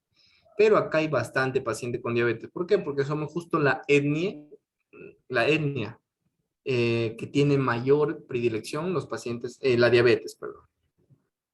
También está correlacionado el paciente que tiene sus colesterol y triglicéridos altos. Por eso que los pacientes que tienen colesterol y triglicéridos tienen que bajar esos niveles. El colesterol por encima de ¿cuánto? De 200. Y los triglicéridos por encima de ¿cuánto? De 150. Eso es alto. Pero si hablamos del colesterol malo, que es del colesterol, hay un colesterol bueno y el colesterol malo. Si hablamos de esos componentes, el HDL cuando está menor de 35 es el que tiene más riesgo, porque es el colesterol bueno. Ay, Por decir la palta, las aceitunas, los pescados negros como el furel, la caballa, porque esos tienen bastante omega y bastante colesterol bueno. Las legumbres también hay bastante colesterol bueno. ¿Qué hace el colesterol bueno? Saca la parte de la grasa que se pega en las arterias, lo saca. Y el colesterol malo, al contrario, se adhiere a las arterias. Y esto nos hace que tengamos problemas. Pacientes con hipertensión arterial o con problemas del corazón, estos pacientes también tienden a tener problemas con respecto a la diabetes. O sea, todos estos son factores de riesgo para que el paciente en un momento determinado debute con diabetes, debute con la glucosa alta. Y hay que tenerlos en cuenta para que no pase o no tenga este problema, ¿no? De debutar. Esto les puse de manera extra, Dilcia, para poder explicar un poco sobre nutrición. ¿Qué ves ahí, Dilcia? ¿Qué ves en la imagen? un círculo Muy bien, ¿y ese círculo está dividido por qué? dividido en 4. ¿En 4? ¿Seguro? No, ¿En en 4? 3, en tres, Uy, perdón. yo dije, ya vamos a enseñar a primer grado para poder hacer las divisiones. Muy bien. Estoy Está dividido en durmiendo. 3. La primera parte lo he dividido en 2 mitades, ¿verdad? La mitad Así en superior y la 2. mitad inferior. Y la mitad que hemos dividido en la parte superior lo he dividido en 2. Quiere decir un cuarto y un medio. ¿Para qué, doctor, ha hecho esa gráfica? Muy bien, para lo siguiente. Yo lo que quiero explicarles con esta gráfica, Dilcia, es cómo debe ser nuestra alimentación. Dilcia, ¿cómo es tu plato de almuerzo? Esto es un plato. Ahora yo te pregunto, actualmente, ¿cómo es tu plato de almuerzo? Descríbemelo. Hoy día, por decir, ¿qué ha sido tu almuerzo, Dilcia? Hoy día ha sido saltadito de verduras con pollo Uy, y qué un rico. poquito, Muy bien. un Ya, ¿y poquito cómo de es? arroz. Esto es tu plato. ¿Cuánto has puesto de arroz? ¿Cuánto has puesto del saltadito? ¿Qué más has puesto? Ya, Claro que estas son y mis un poquito. divisiones, pero no sé por cómo has hecho tú. Porque Ya normalmente, ya yo dime. he comido más verduras que harinas. Un poquito de arroz Muy bien, un y un poquito de poquito de arroz, menestra un poquito de menestra. y, ¿Qué más? el saltadito de pollo con verduras. Eso es lo que has puesto más cantidad, ¿verdad? Sí, Y el día de ayer, Dilcia, ¿cómo fue tu almuerzo? ayer era ají de gallina. Ya, ¿cómo has dividido ayer el ají de gallina en ese plato? Ayer sí he comido más harinas. Más arroz, ¿verdad? ¿A qué voy con esto, No, Dilcia? Entonces, ayer has comido más ají. ayer he comido más ají que arroz, Más ají porque de... ya tenía el ají, tenía este pan, el arroz ya era poquito, como 3 cucharadas de arroz nomás. ¿Es ají de pollo, de Dilcia? ¿O si has comprado una gallina criolla, No, pues? ají de pollo, ají de pollo. Sino que comúnmente lo conocemos como ají de gallina, ¿verdad? Ya, Muy Sí, bien. ¿A qué voy con esto, Dilcia? Esa es prácticamente la alimentación común. Aunque tú haces un poquito de diferencia y has bajado los consumos de carbohidratos, como por decir el arroz, que normalmente a otras personas cuesta mucho. ¿Y qué es lo que debería hacer? Si tú te vas a un menú, ¿cómo te sirven, Dilcia? Te sirven un cerro de arroz, un sí, poco de menestra, por ahí una proteína que te dan carne, pollo, lo que pidas, y un poquito de ensalada al costado, ¿verdad? Eso es lo que da en un menú tradicional, por así sí, decirlo. ¿Y qué? Tu vaso de refresco, ¿verdad? Ahí sí, para que tomes. Y un plato de sopa, ¿verdad? Un platazo de sopa, agua, sí, bastante agua. Eso está mal. ¿Por qué? Porque consumimos, como estábamos hablando, muchas harinas. ¿Y qué es lo malo sí, de consumir muchas harinas? Que esas harinas rápido se transforman en glucosa y hace que la glucosa se eleve rápido en sangre. Si nosotros consumimos alimentos, por decir como las verduras no elevan rápido la glucosa y aparte podemos consumir una gran cantidad de verduras y la glucosa se eleva un poquito. En cambio, los carbohidratos o las harinas, consumimos un poquito de harinas y la glucosa, ¡pum!, se dispara. Y eso es lo que hace que nuestro organismo tenga molestias al final, tenga problemas al final. Y esto es lo que se recomienda en la parte nutricional. Si ves la imagen, ¿verdad, Dilcia? sí, Y el cursor lo estás viendo que se está moviendo. sí, Muy bien. En esta imagen vamos a apreciar lo siguiente. Vamos a apreciar que todo este círculo es nuestro plato. De ahora en adelante va a ser así, Dilcia, ¿ya? Todo ese círculo va a ser tu plato. Vamos a dividir en la mitad y vamos a dividir en un cuarto. ¿Por qué, doctor? Porque en este cuarto del plato, solo en este lado, vamos a poner lo que tú llamas harinas. ¿Qué es eso, doctor? Vas a poner en tu desayuno quizá la papa, la yuca, el pan, la bituca, como se come en tierra, el camote, el arroz. Algunos acostumbran arroz. Todo lo que tenga que ver con harinas, solo es este cuarto del plato. Doctor, el otro cuarto, en el otro cuarto solo es proteínas. Ahí va a estar tu carne de pollo, de res, de cabrito, tu huevo, queso, todo lo que tenga que ver con proteínas va a ir en el otro cuarto. Doctor, ¿y esa la mitad del plato grandaza? Acaban ahí las las ensaladas. verduras. ¿Por qué? Porque acaban ahí los vegetales o la fruta en su lugar. Entonces, quiere decir que en esta parte, Dilce, donde están las harinas, si tú ya comes arroz, ya no puedes comer menestra. O sea, el arroz y las menestras están dentro de un mismo grupo de carbohidratos. Hay que tener en cuenta. Si voy a poner un cuarto de arroz, ya no pongo menestra, porque el otro cuarto solo queda para la proteína. ¿Es importante la proteína? Sí, sí es importante la proteína. Si quiero comer menestra, entonces comes un cuarto del plato de menestra, pero ya no pones nada de arroz. Si quieres poner yuca, pones unas 2 tajadas de yuca, unas 2 tajadas de camote, pero que sean pequeñas. En el otro lado, si fríes tu pollito a la plancha, un par de huevos para el desayuno, lo que se pueda, pero en este cuarto del plato. Y dejas esta mitad del plato, ¿para qué? Para la fruta. Cosa que ahí haces una buena distribución de los alimentos que tu cuerpo necesita. Eso es en un contexto general. Lo importante sería que vayas a un nutricionista para que él te haga una dieta adecuada, ¿no? Pero en contextos generales se puede tomar este estilo de dieta y ayuda mucho en pacientes. Por eso que los pacientes con diabetes tienen que tener una dieta especial, no pueden consumir también como nosotros los alimentos y mucho menos los alimentos endulcorados. Y Dialicia, ¿cómo se diagnostica un paciente con diabetes? ¿Sabes?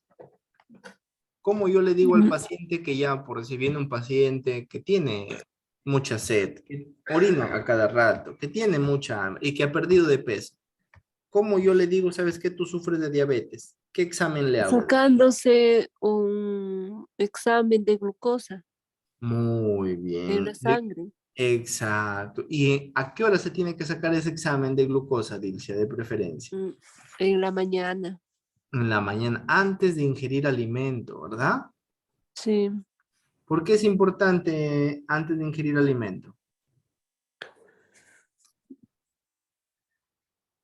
porque para que salga bien la prueba. Muy bien. Lo que pasa, Dilcia, es que si nosotros comemos alimento, se eleva la glucosa. Por eso que tiene que ser antes de consumir elementos para ver cómo está nuestra glucosa en la noche, cuando no hay comidas o cuando no estamos alimentando. Porque ya si es que nosotros consumimos alimento, el valor va a cambiar. Por eso que dice, acuda temprano, sí, en ayunas, sin comer, ¿ya, señor? Y el señor viene, pero solo he comido un pancito. No, no se le toma el examen. Nosotros le dijimos, pero esto, pero lo otro. No, hay que tener en cuenta eso. Si es que nos recomiendan en ayunas tiene que ser. Entonces, es por eso, porque si nosotros nos alimentamos, cambian los valores de glucosa. Muy bien. Entonces, sí, para poder diagnosticar a un paciente si tiene o no diabetes, se tiene que hacer su examen de glucosa. ¿En dónde? En sangre. Y con esto vamos a obtener valores. Y ahí vamos a decir un paciente que tiene prediabetes y un paciente que tiene diabetes. ¿Prediabetes qué significa, Dilcia? Ah, que los valores están elevados, doctor, y cualquier ratito hace diabetes, ¿verdad, Dilcia? Sí, Entonces, paciente con prediabetes es un paciente que está al borde de debutar con diabetes. ¿Es importante diagnosticar acá? Sí, es importante. Porque si diagnosticamos en prediabetes, el paciente va a comenzar con tratamiento suave y vamos a poder recuperarlo incluso. Muy bien, un paciente con síntomas, o sea, ya veo los pacientes con los síntomas que ya te expliqué, se tiene que medir la glucosa. Lo normal es ¿cuánto? Que salga por debajo de 100 en ayunas. Si el paciente sale con 90, 95, excelente, muy buena glucosa. Si el paciente me saca una glucosa en ayunas entre 100 y 125, ya me preocupo. Antes era hasta 110, pero ahora ya redujeron hasta 100. Entonces, si ya veo la glucosa en 100, por encima de 100, digo, señora, hay que hacer otros exámenes para poder ver cómo está esa glucosa. Porque este examen ha salido la glucosa en 100. Y le hago una curva de tolerancia a la glucosa. ¿Qué es esta curva de tolerancia? Le damos una cantidad de glucosa por vía oral y le tomamos en 2 horas la glucosa. Y esta glucosa por sí me va a salir por encima de 120 hasta 199. O si le tomo la hemoglobina glicosilada, que es este tercer valor, y me sale esta hemoglobina glicosilada entre 5.7 y 6.4. Cuando me salen cualquiera de esos tres valores, yo digo que el paciente está en una prediabetes. Doctor, entonces, ¿cuándo yo digo que el paciente está con diabetes? Cuando la glucosa me sale igual o mayor de 126. Cuando le saco en cualquier momento, sea después de comidas o sin comidas, y su glucosa está por encima de 200.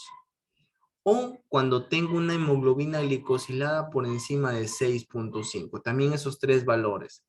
Y yo ahí puedo decir, este paciente está con diabetes. ¿Por qué? Porque está aumentada su glucosa.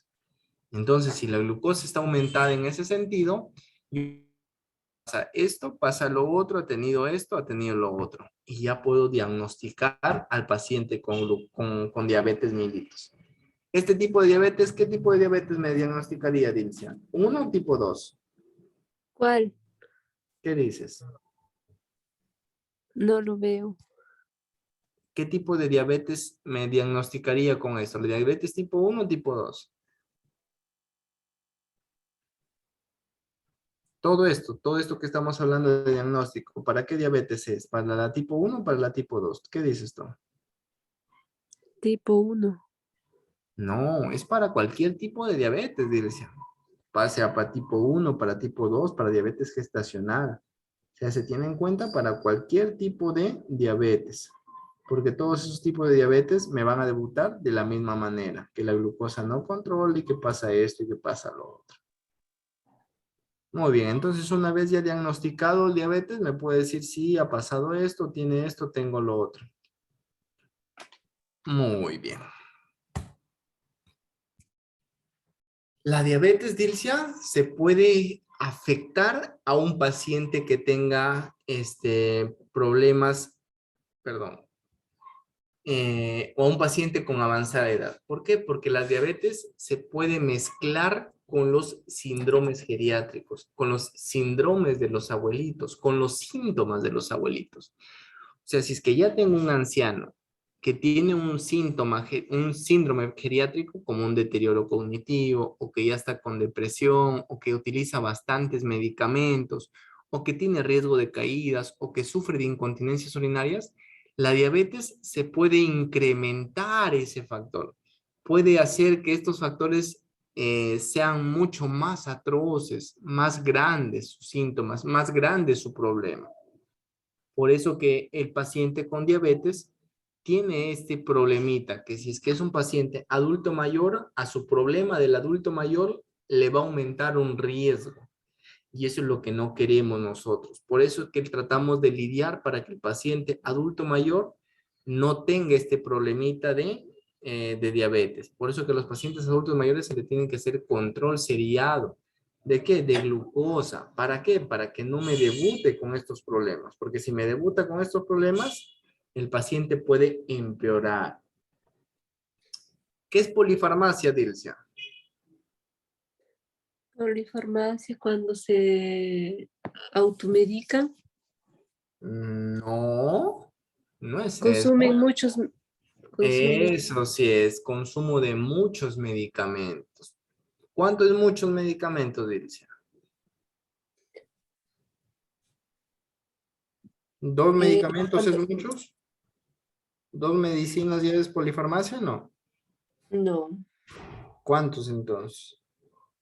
a partir de 5, De 5 a 10 medicamentos pueden decirse que es una polifarmacia. ¿Tu pacientito cuántas pastillas consume en el día, Dilcia? en el día, solo uno nomás que son medicamentos.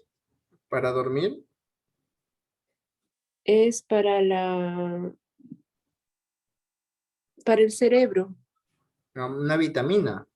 vitamina, es para la demencia, creo. Ah, ya, mira.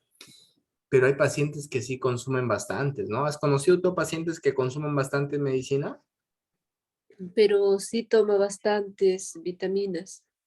Ah, multivitamínicos. Muy bien. La polifarmacia es muy común en los pacientes adultos mayores. Yo tenía a mi abuelita que ella ya solita se automedicaba y tomaba bastante. Tenía un poquito de dolor de cabeza, agarraba su pastilla y se tomaba. Tenía un poquito de estómago flojo, agarraba su pastilla y se tomaba. Tenía esto, ya, mi papá le decía, tú le pareces la gallina que tomas las pastillas como maíz. Porque rápido cogía medicamento y se los tomaba y se tomaba el medicamento y se tomaba otro medicamento y así así. Esos pacientes adultos mayores tienen bastante polifarmacia, ellos Aunque consumen bastante. sí, aunque sí, mi jefe cuando siente algo dice, me tomo algo, pero yo no lo dejo tomar. Él Ah, su ya ves, paracetamol dice, pero yo no le dejo tomar. ya ves, Porque le mira. digo, no, no puede estar tomando medicamentos por gusto. Y se molesta seguro contigo. Sí, se molesta, Ya pero ves. no me hace caso, ya no toma ya. Ah, ya, ya, Es que eso es lo que pasa. transpira, me dice, ¿qué tomo? Me tomo un paracetamol, no, lo digo, vamos a abrir más las ventanas, que haya ventilación. Ah, que porque Cuando, transpira, quiere le toma su paracetamol. Ya, sí, abuelo. A muerte son, mi ¿no? nariz, dice, mi nariz me pica, yo le digo, el paracetamol no es para eso, te voy a dar un tecito, lo digo de algo calientito, te vas a tomar y ya se toma. Y ahí está tranquilita. Sí, Ya ves, los pacientes adultos mayores tienen ese problemita de presentar esos problemitas, ¿no? De que rápido quieren tomar, medicarse, hacer esto. Y la polifarmacia es muy malo en ellos, porque hay mm, medicamentos que los pueden aumentar su depresión, que pueden aumentar su sistema cognitivo, que les puede dar sueño y se pueden caer. O sea, por eso que hay que cuidarlos bastante de la polifarmacia. ¿Y tú has tenido algún paciente que sufre de depresión, Dilcia?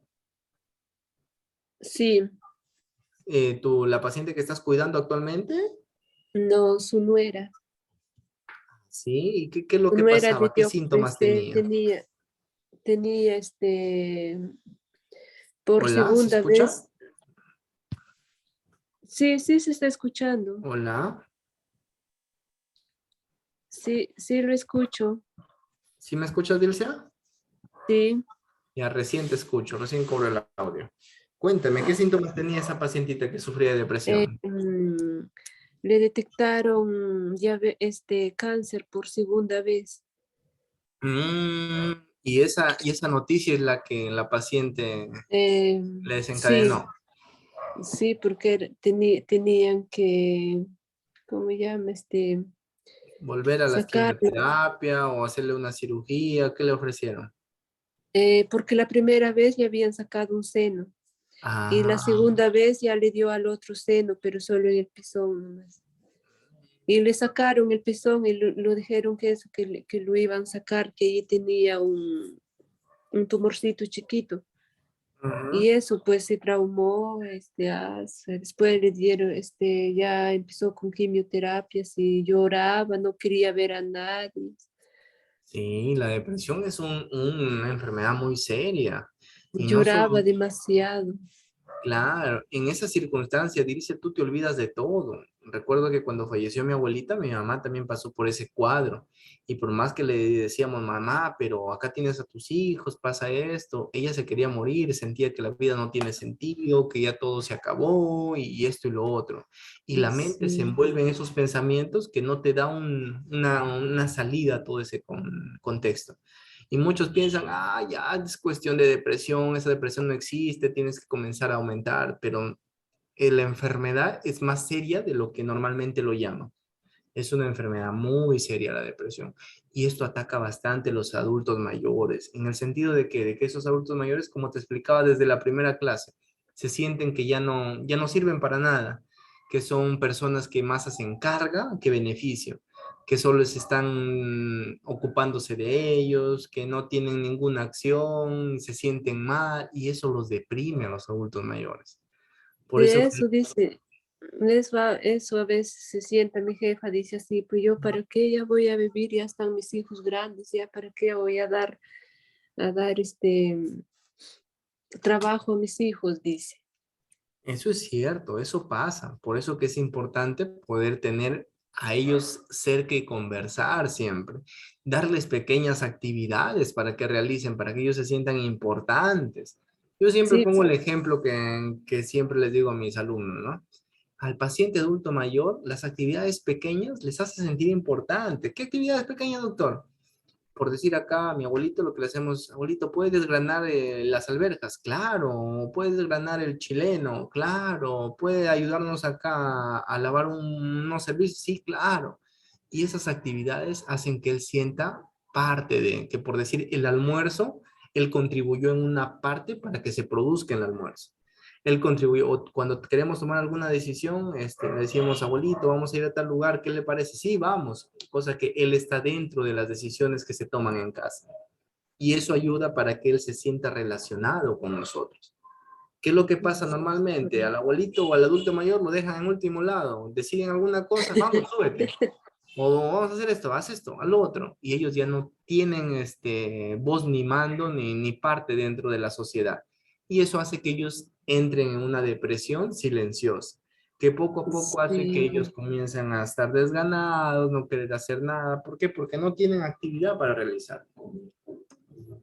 Y eso se ve bastante en los lugares urbanos, ¿verdad, Ilse? Por decir, en las zonas rurales, donde por si yo me encuentro, ya acá las casas o ya hay chacras cercanas, donde el adulto mayor puede distraerse. Pero allá en las ciudades prácticamente tienen que estar encerrados. ¿Por qué? Por la inseguridad, porque ya se cae, porque no puede salir de su casa a un parque cercano porque ya hay mucha delincuencia, o puede pasar esto, le puede pasar lo otro. En cambio acá sí pueden gozar todavía de eso. Con mi abuelito por si vamos a la chacra, se da su vuelta, ve todo el campo y regresa tranquilo. Pero ahí en la ciudad es sí, distinto, ¿no? Casi se goza de eso. Y eso incrementa sus problemas a nivel psicológico de los pacientes. sí, pues.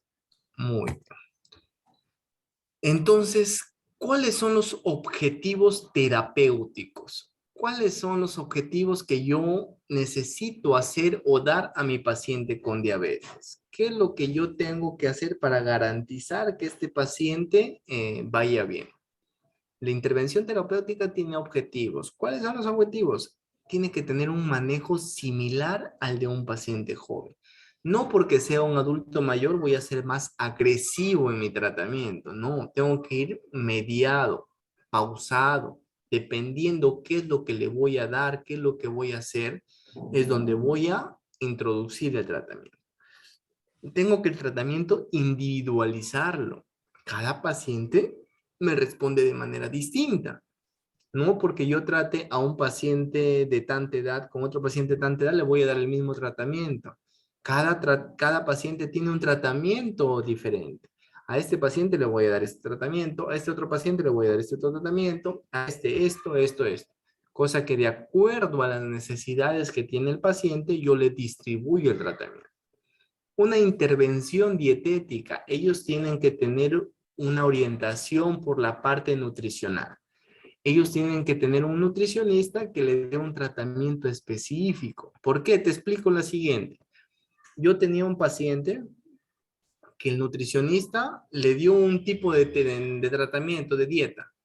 Pero ¿qué pasa? En su ciudad donde vive el paciente no cuentan con estos alimentos.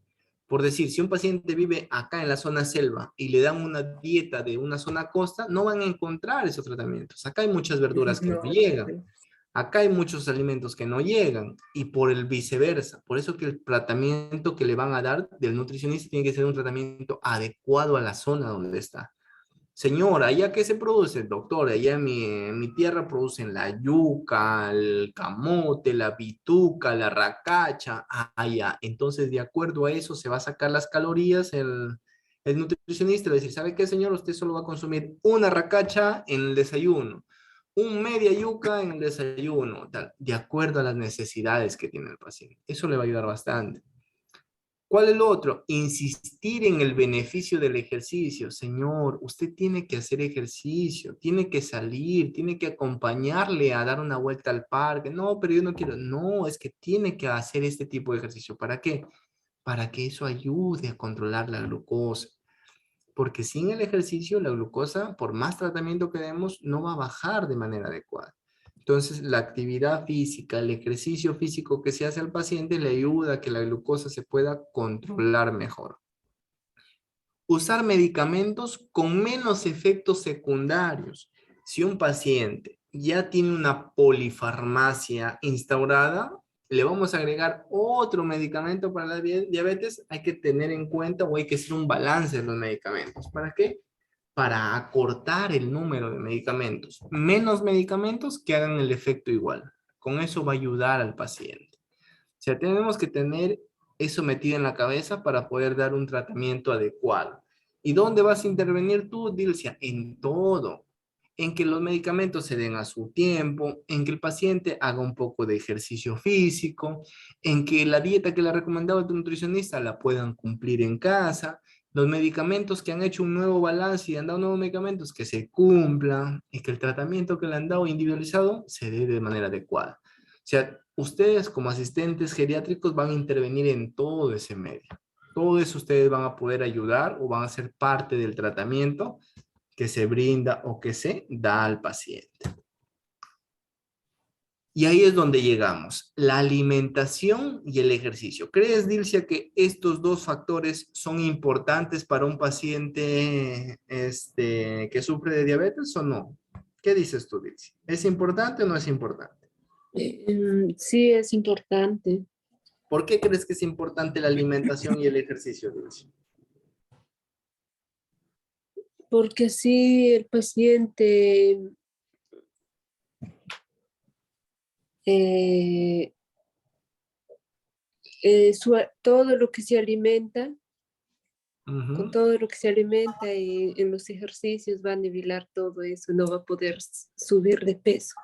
Exacto, exacto. Eso es lo importante, Dilcia. Más que subir de peso es contener a la glucosa que se Controlar. puede elevar, controlar, exacto. Si nosotros hacemos un ejercicio adecuado y mantenemos una alimentación adecuada, se va a poder controlar, que es lo que nosotros queremos, controlar esa glucosa. La mayoría de pacientes no tienen sobrepeso, así que es necesaria una nutrición adecuada o incluso un aumento de peso. En los adultos mayores, Dilcia, la gran mayoría de adultos mayores, haciendo un contexto general, sufren de peso normal o bajo peso, son delgados los adultos mayores. Claro que si es un adulto mayor que es cuidado, que lo tienen bien cuidado, que le dan buena alimentación, van a tener su peso normal o incluso van a estar un poquito más su peso. Pero en la mayoría de adultos mayores, esos son pacientes que son descuidados, que no tienen una buena alimentación, que están delgados y ellos necesitan aumentar incluso un poco su peso, por eso que se tiene que dar una dieta adecuada. Y el otra parte, el sobrepeso, la meta es lograr una reducción moderada. O sea, si el paciente tiene peso alto, tenemos que bajar ese peso. Entonces, ¿cómo se va a lograr una dieta? Mediante la restricción calórica. ¿Qué es eso? Bajamos la dieta, las calorías, por decir, de lo que consumía un cerro de arroz, le bajamos.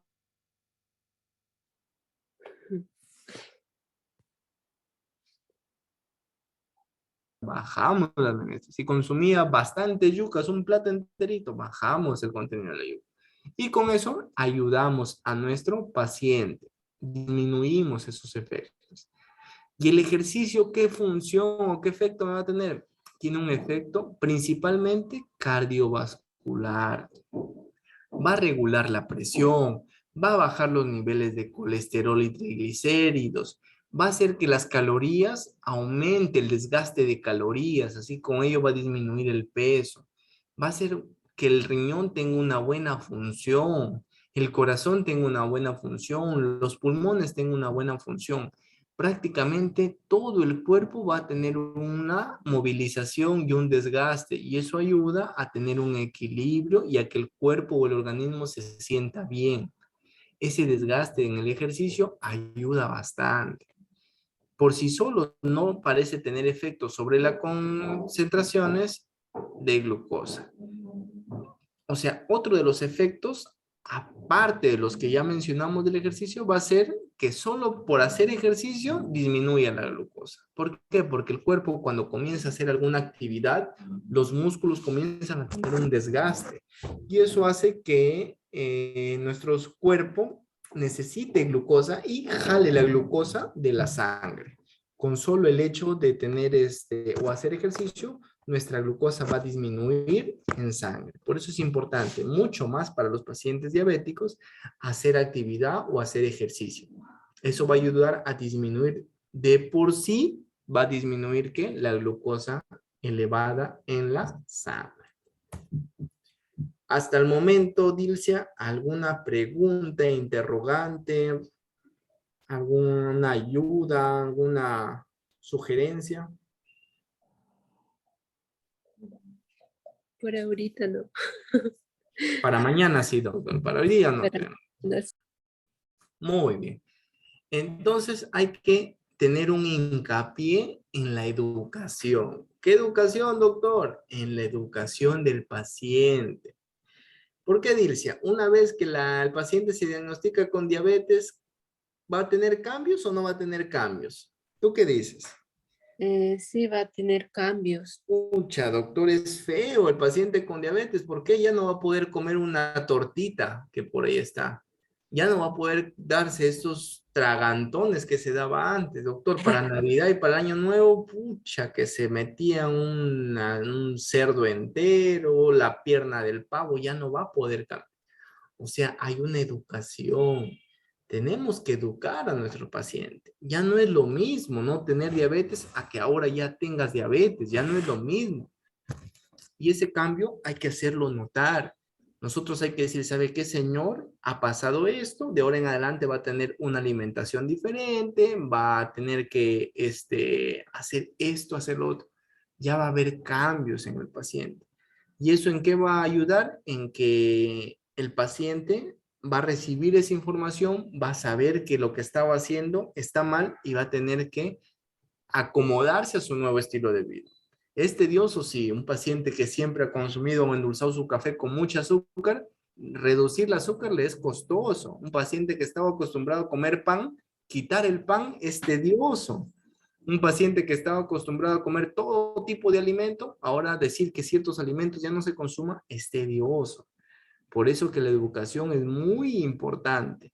En la educación también se va a tener que explicar sobre las subidas y las bajadas de glucosa. ¿Qué más se va a tener que explicar? sobre el control de glucosa. Tienen que sacarse, señor, cada cierto tiempo su glucosa para poder llevar un control y ver si está bien, está mal, está esto, lo otro. Señor, hay que pesarlo cada cierto tiempo para ver si su peso está bien, está mal, aumentado o disminuido, qué pasa. Y todo lo demás se tiene que ver o evaluar con este tipo de pacientes. La reducción del peso corporal, menor dosis de los hipoglicemiantes, cosa que si nosotros educamos bien y el paciente va bien, ya se va a disminuir la cantidad de insulina, se va a disminuir la cantidad de pastillas que toma. Eso es lo de bueno, o eso es lo que nosotros queremos, que los medicamentos que se utilizan se disminuyan. ¿Por qué? Porque el paciente va bien, porque el paciente está respondiendo adecuadamente. Va a haber una mejoría de la hemoglobina glicosilada, va a disminuir las consultas y la hospitalización. ¿Por qué? Porque si ya está controlada su glucosa, va a decir, ¿sabe qué, doctor? Está controlando. Entonces, muy bien, el control que teníamos en un mes lo hacemos en 2 meses. Ya no va a entrar a un hospital por problemas porque ya la glucosa se va a controlar y va a aparecer como un paciente normal. El monitoreo de la glucosa va a tener dificultades en los objetivos terapéuticos. Va a haber un riesgo de hipoglicemia, va a haber un ajuste en los tratamientos. Es importante tener todos estos sentidos para poder dar ese tipo de servicio y para que el paciente vaya bien. Si nosotros no trabajamos de manera adecuada con el paciente puede debutar con problemas, le puede hacer un tipo de dificultades o puede hacer algún tipo de problema como la hipoglicemia. ¿Qué es la hipoglicemia, Dilcia? ¿Has escuchado ese término? Hipoglicemia.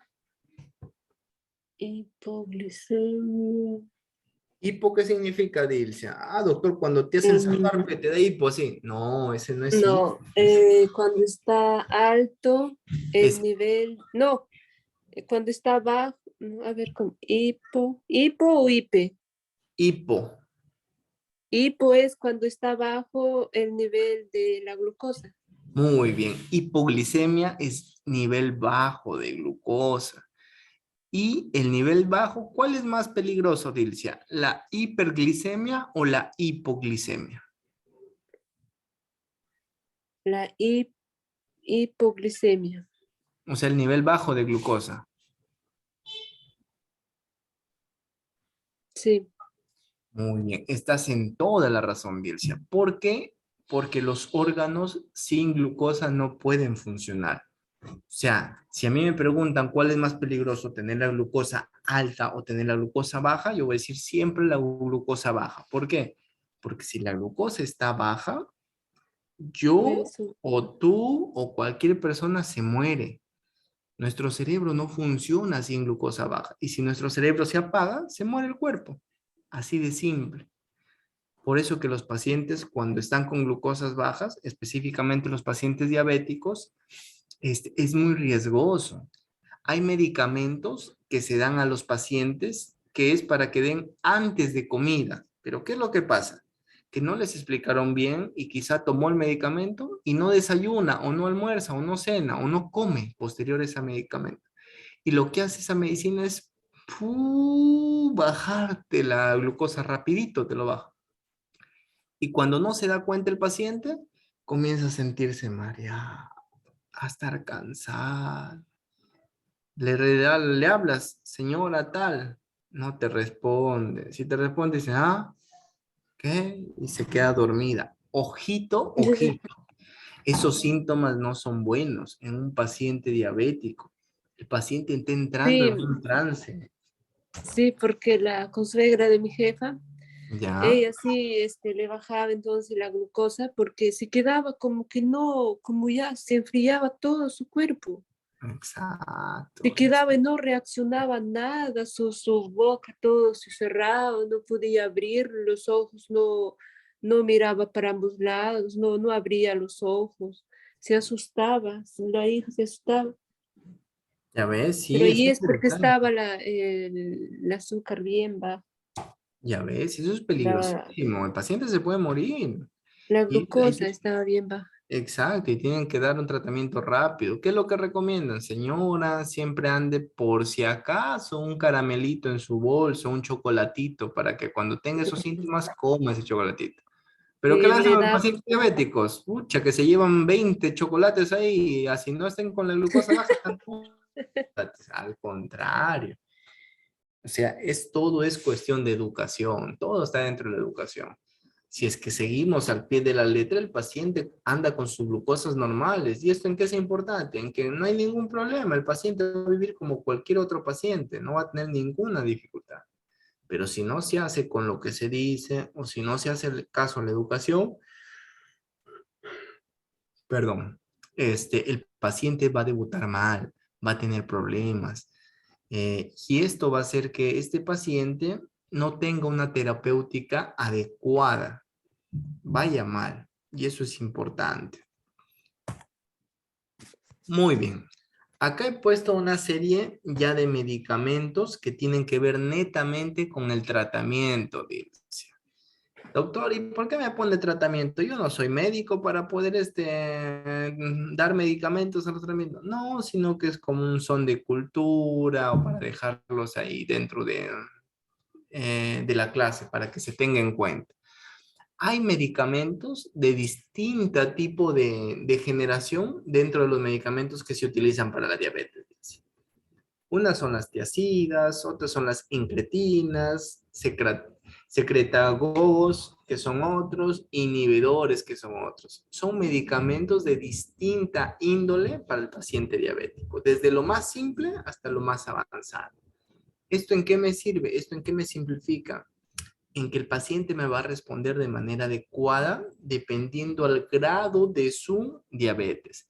Si es un paciente que no ha tenido mucho éxito y que ha estado su glucosa por muchos años descontrolada, no me va a responder al tratamiento más básico. Tengo que aumentar el tratamiento.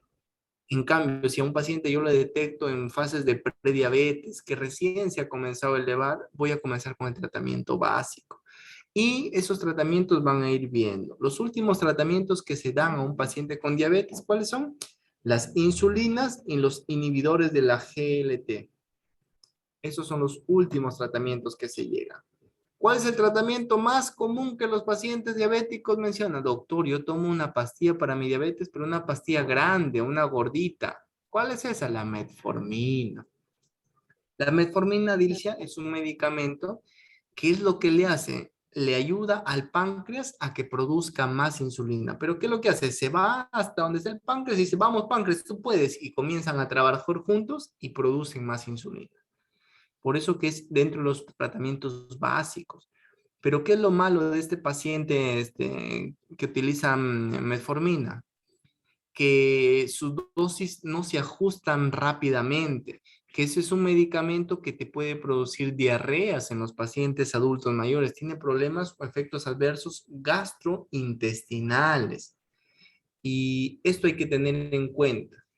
¿Cuál es la dosis normal? Cada pastilla viene de 850 miligramos y máximo le puedes dar hasta 3 pastillas al día, o sea, desayuno, almuerzo y cena. Estos medicamentos se dan normalmente posterior a las comidas. ¿Qué quiere decir? O le das posterior al desayuno. Cuando tomas una pastilla al día, normalmente sea posterior al almuerzo. Señora, esta pastilla la va a tomar 1 hora o 2 horas después de la comida. Ya, doctor, está bien. O le das después del desayuno, después del almuerzo, después de la cena, dependiendo cuánta dosis quieras dar. Pero normalmente lo que hacemos los médicos es damos la pastilla posterior al alimento más copioso, al alimento más grande. Y normalmente, ¿cuál es el alimento de más cantidad, Dilcia? ¿El desayuno, el almuerzo o la cena? Normalmente. normalmente el almuerzo. El almuerzo. Por eso que se dice, señora, va a tomar esta pastillita posterior al almuerzo, porque esa es la comida más copiosa y con eso le va a ayudar. Wow, ¿qué pasó? ¿Se ve, Dilcia, o se apagó la Sí, pantalla? se está viendo. Muy bien. Espérate un ratito que me está pidiendo carga en la laptop. Un momento, ¿ya, Dilcia? Ya.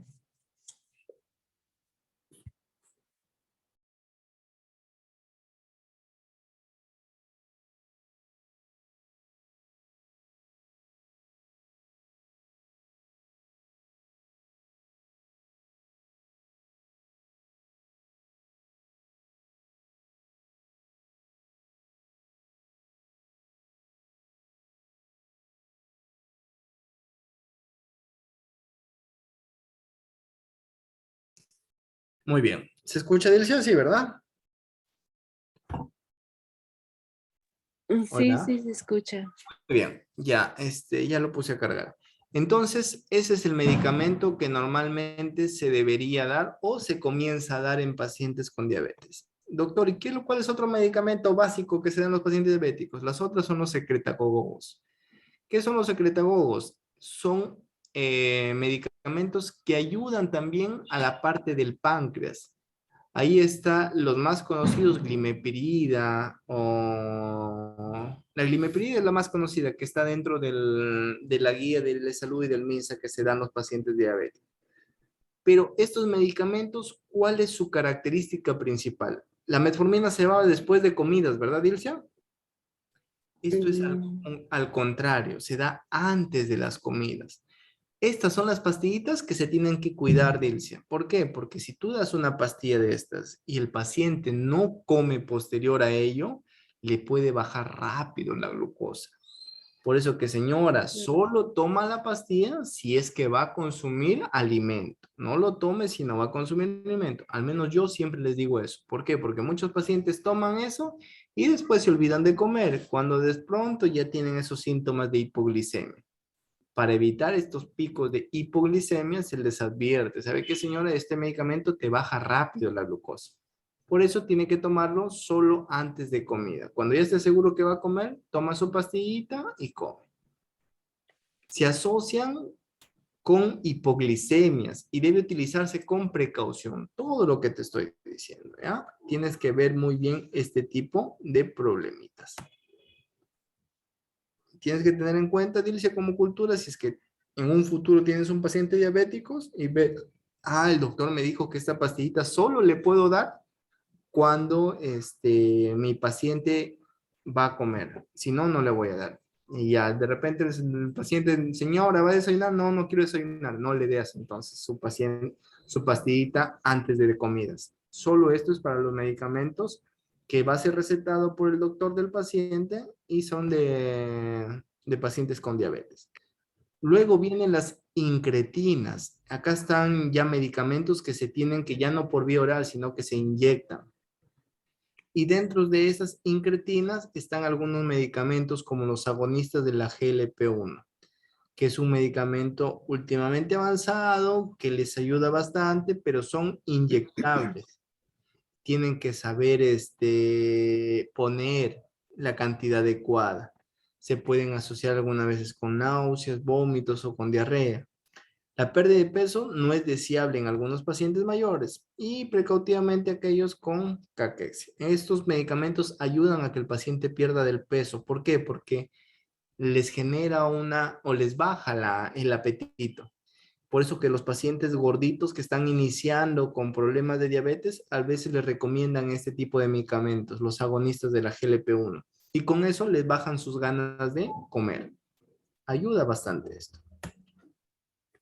Y los inhibidores de la GLT2, que es otro tipo de medicamento que también se da por vía oral y son más convenientes para los adultos mayores por su vía de administración que es oral. No es como la anterior que es inyectable, que es un poquito más deseable y le dan a los adultos jóvenes. Y por último, ¿cuál está, Dilcia? La famosa insulina. ¿Has visto tú, Dilcia, cómo se pone la insulina alguna vez? sí, ¿Si has puesto tú alguna vez insulina? yo sí, ¿A quién? a un a una adulta mayor.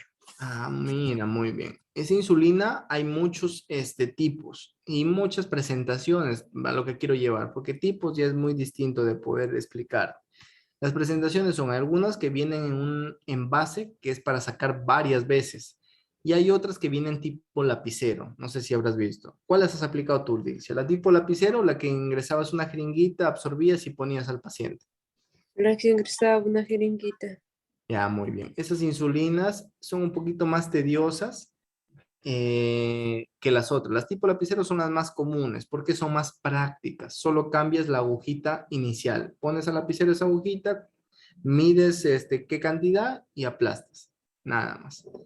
Y de ahí cambias la agujita cada vez que quieres poner la insulina. Las otras incluso tienes que ir con tu jeringa, tienes que tener siempre una jeringa, sacar la cantidad, no te vayas a confundir ni más ni menos y aplicar. Es menos regulable. Y estos se utilizan en muchos tipos de pacientes. Ahí están los tipos de insulina. Hay insulinas que se utilizan para corta duración, o sea que te bajan rápido la glucosa, y otras que es para larga duración, que tienen que ponerte una vez al día. Hay distintos tipos de insulina.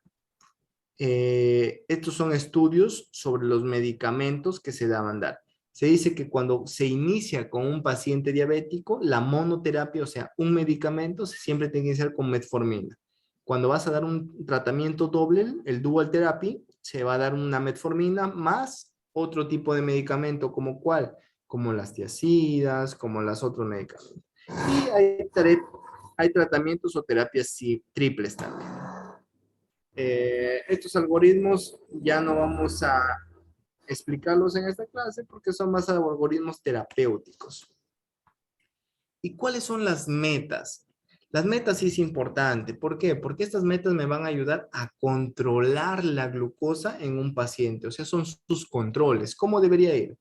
Si es que yo voy a hacer un control de glucosa y el paciente es un adulto joven, un paciente de 40, 50 años, tengo que tener que esa glucosa esté entre 80 y 130. Si es un adulto mayor, o sea, mayor de 60 años, que esté entre 110 y 130. Y si es un adulto mayor, pero tiene la denominación de frágil, que esté por debajo de 200. Eso es lo importante. Doctor, ¿y si es la glucosa después de comidas? Si es adulto joven, menor de 180. Si es adulto mayor, menor de 180 o 200. Y si es adulto mayor frágil, menor del 240. También tenemos la meta para la hemoglobina glicosilada, para la presión arterial, va de la mano. Al paciente con diabetes hay que controlarle siempre su presión, porque también pueden debutar con hipertensión. Y por lo contrario, al paciente con hipertensión también hay que controlarlo con la glucosa para poder ver, porque van de la mano estas dos enfermedades. Hay que tener un control de los triglicéridos. Y esto me va a ayudar o me va a dar una expectativa de vida. ¿Qué quiere decir? En el adulto joven tiene que haber una expectativa mayor de 10 años, pero en el adulto joven frágil, menos de 10 años dependiendo de su condición. O sea, si es que llevamos a la par estos controles, la expectativa de vida va a ser mayor a 10 años en el adulto mayor, mayor a 10 años en el adulto joven y menor a 10 años en el adulto frágil, por la fragilidad que tiene. Eso es lo que yo espero. ¿Cuáles son las complicaciones agudas? Cuando se eleva mucho la glucosa, pasa de 600, 700, me puede ser un estado hiperosmolar. O cuando baja mucho la glucosa, me hace una hipoglicemia. Estos dos estados hay que tenerlos en cuenta. ¿Cuál es la más grave? La hipoglicemia. Pero también hay consecuencias graves del paciente que no se controla y sus glucosas están muy altas. El hiperosmolar y la hipoglicemia. Por eso hay que tener en cuenta estos dos factores. Que no suba demasiado ni que te baje. Que se mantenga dentro del rango normal. Eso es lo que nosotros queremos. ¿Y cuáles son las complicaciones, doctor? Yo tenía un paciente diabético que poco a poco comenzaba a perder la visión. Sí, porque la glucosa alta en sangre genera problemas a nivel visual. A los vasitos pequeñitos los obstruye y te malogra la visión. Malogra los vasos del riñón, del corazón, de las extremidades, de las manos, de los pies, las arterias y las venas también las malogra. De todo el cuerpo malogra los vasos. Hay que tener en cuenta siempre. Hace tu nefropatía diabética, tu retinopatía diabética, los problemas de la neuropatía diabética, dolores en los miembros sin saber. Todo eso es la diabetes. Muy bien, Nilcia, esto ha sido la exposición de enfermedades metabólicas. Hoy día hemos iniciado con diabetes mellitus. ¿Alguna cuestión hasta el momento, Nilcia? ¿Alguna pregunta? Em, yo quería preguntar lo de cuando me dicen que tengo anemia, ¿en Ya. cuánto debe estar Tu hemoglobina. mi hemoglobina? Muy bien, la hemoglobina varía de acuerdo a la persona y a la cantidad de años. Dice. Normalmente yo siempre recomiendo que la hemoglobina esté por encima de 11. Si está por debajo de 11 la hemoglobina, ya comienza con una anemia leve. Si está por debajo de 8 o 9, anemia moderada. Y por debajo de 6, anemia severa. Dependiendo de eso van a ser los tratamientos. Ya, ya. Ajá, Gracias. hay que tener en cuenta la edad del paciente, el sexo del paciente varía, pero siempre por encima de 11. Ya. ¿Ya? Muy bien, pues Dilcia, mañana entonces continuamos con la clase, ¿te parece? Sí, ya, muchas gracias, doctor. Listo, cuídate, nos vemos hasta mañana. Gracias Chao, igualmente. chao. Chao.